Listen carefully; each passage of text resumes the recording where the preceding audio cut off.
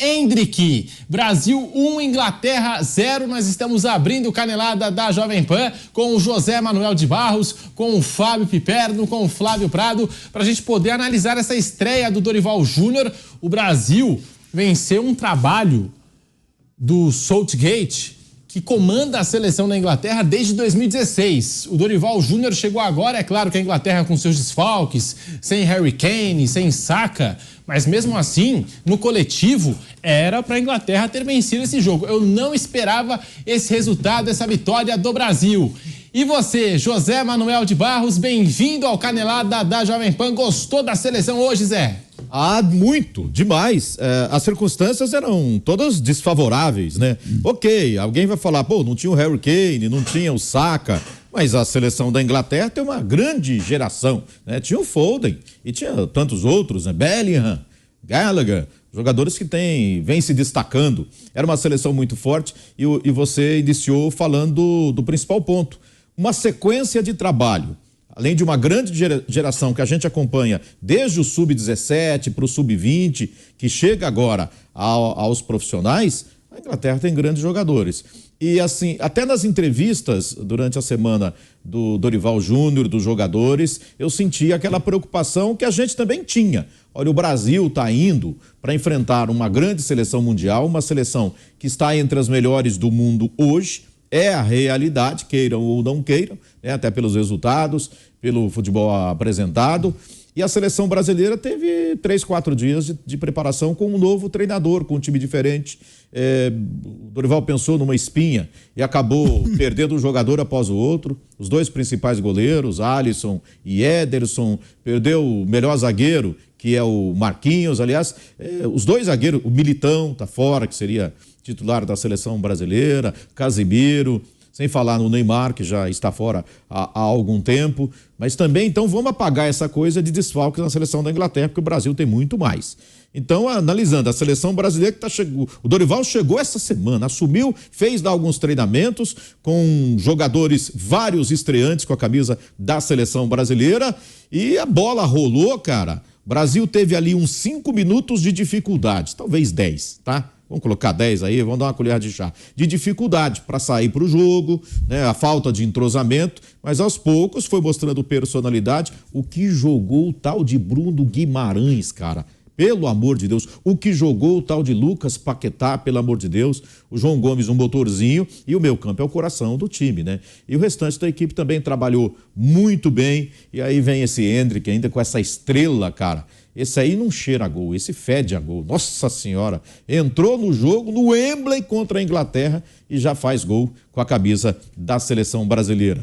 E não precisou nem do Vinícius Júnior ser o Vinícius Júnior do Real Madrid, né? Brilhar daquele tamanho. Eu gostei do Rodrigo também, a movimentação dele, né? Mas assim, a gente vai falando durante o programa, mas o Piperno usou durante a transmissão uma frase que eu vou copiar agora, que eu gostei. Melhor do que encomenda a seleção brasileira para essa estreia do Dorival Júnior. Fábio Piperno, você que transmitiu esse jogo aqui na Jovem Pan com o Nilson César, todo o timaço da Jovem Pan, o Daniel Leão, o Pedro Henrique Sperber, o Guilherme Silva. Fábio Piperno, o que falar dessa estreia do Dorival Júnior com o pé direito, Brasil 1, Inglaterra 0, Piperno? Boa noite, Pedrinho, José Manuel, um abraço à nossa audiência. Vou assinar embaixo tudo que o Zé falou. E outra coisa, há alguns meses, não faz muito tempo assim, a gente falava de uma seleção brasileira que não dava conta de vencer aqui no Brasil a Venezuela. Era um Brasil que parecia assim irremediavelmente abraçado à mediocridade. Era uma seleção indo ladeira abaixo. O Brasil vem de 3 derrotas em eliminatórias, algo que não tem precedente na história do Brasil. O Brasil é a seleção brasileira é a 6ª colocada numa chave de 10 nas fracas eliminatórias sul-americanas. O Brasil tinha vexatoriamente se tornado um saco de pancada da nossa vizinhança aqui. Algo inadmissível. Aí o Brasil muda rapidamente isso para vencer a Inglaterra e o Wembley. Aí os mais críticos, aqueles, né, mais mal-humorados, vão dizer, mas era uma Inglaterra desfalcada, mas era uma Inglaterra que também não era isso tudo. Veja, a gente está falando de uma seleção inglesa que, queiramos ou não, é uma das melhores da Europa, uma seleção inglesa que, jogando em casa, ela não costuma dar vexame, e ganhar em Wembley, independentemente da Inglaterra ter ou não desfalques, nunca foi algo banal. Então é diferente. Veja, quem ganhou da Inglaterra em Wembley hoje era uma seleção que outro dia não ganhava da Venezuela aqui no Brasil. Então, não é uma mudança assim que possa passar de forma incólume aí. Não, é uma mudança importante.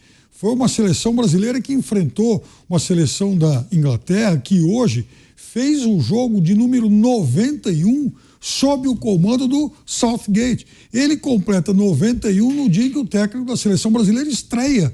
Então isso é relevante. Ah, tem muita coisa para ser acertada? É claro que sim. Se a gente pegar do goleiro ao volante do Brasil, provavelmente o único titular dessa turma seja o Danilo.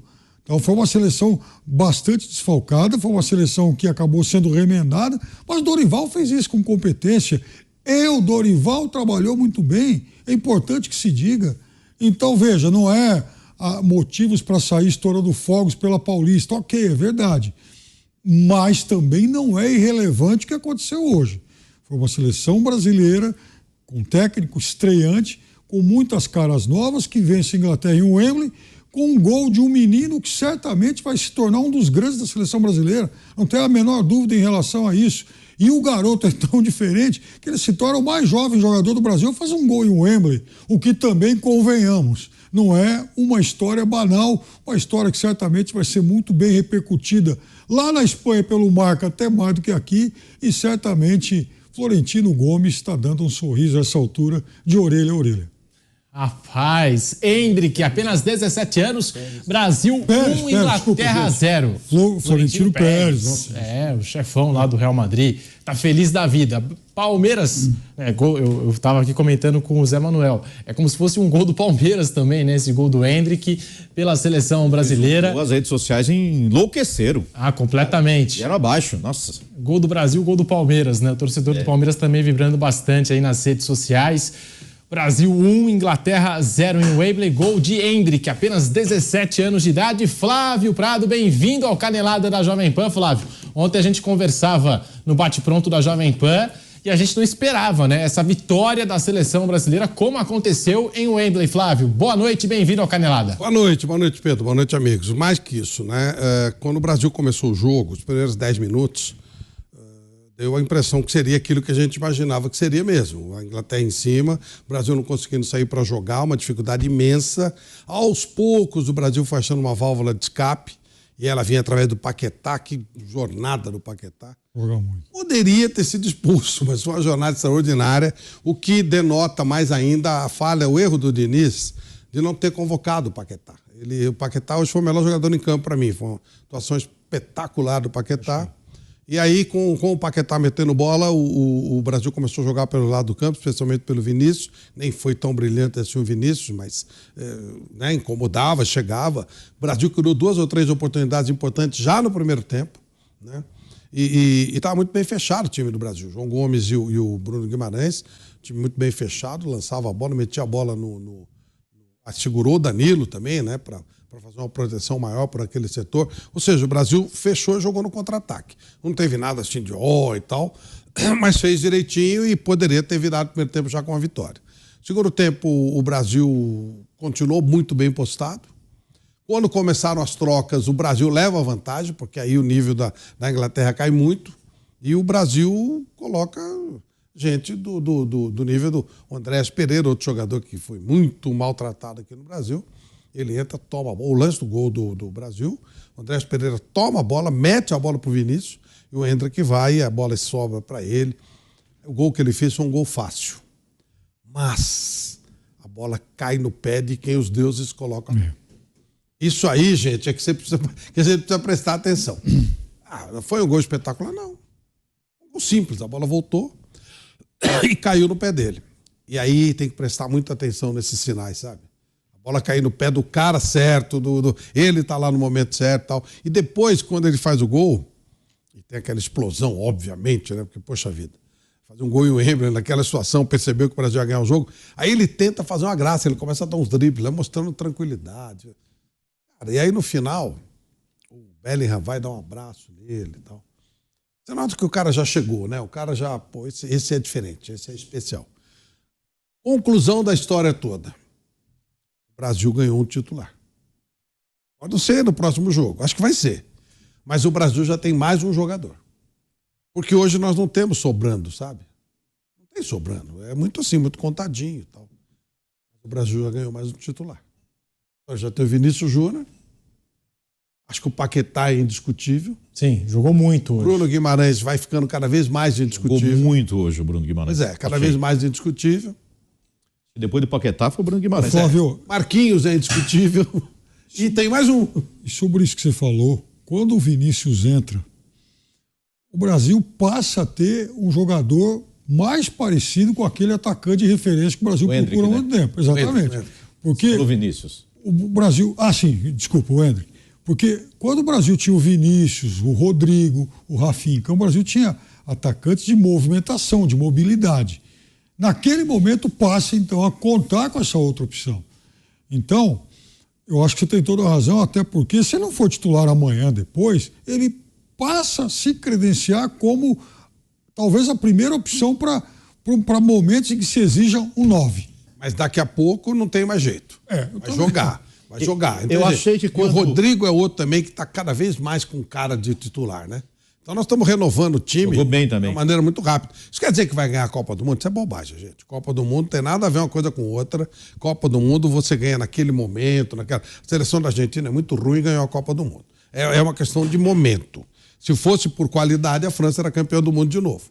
É questão de momento. Mas o Brasil vai ganhar uma seleção, né, com importância. Eu acho que se perguntar, Legal. bom, vamos jogar com centroavante. Você prefere Richarlison, Gabriel Jesus e etc. Qualquer um aí, pode botar qualquer nome. Pedro, não tenho a menor dúvida. A bola da vez é o Hendrick com seus 17 anos, sim senhor. Eu achei até, quando ele entrou no lugar do Rodrigo e não do Rafinha, eu imaginei, bom, vai entrar no lugar do Rafinha. Né? O Vinícius Júnior não está brilhante no jogo de hoje, mas é o Vinícius Júnior, causa preocupação. Seguros, mas os ingleses estão sempre lá cuidando. Ó, não driblou 3 e meteu pro gol ainda, mas ele pode fazer isso a qualquer momento. Então os caras ficam se preocupando. Aquela história do Luxemburgo, né? Que tirou o Ronaldo e o Zidane e o adversário veio para cima, aí avisaram, ó, você não pode tirar os grandões, que o adversário cresce. Então, corretíssimo. Deixa o Vinícius Júnior lá, mesmo que não estiver bem, que ele segura os caras. Eu acho que ele não tirou porque o Rafinha era o homem de socorro ao Danilo, que era um lado que a Inglaterra chegava muito. A preocupação dele acho que era essa. Vou botar o Hendrick ali para marcar, para ficar voltando lá e ajudando o Danilo. Ele preferiu não. E colocou o Hendrick centralizado, mais pelo meio. Então, só por isso eu acho. Mas também, se ele não quiser usar o Hendrick como homem de referência, acho que um ataque Hendrick, Rodrigo e Vinícius Júnior não cairia mal, não. Eu prefiro ele não sendo um homem de referência. Eu prefiro ele se movimentando. Eu acho que é um desperdício você ter o Hendrick como um centroavante.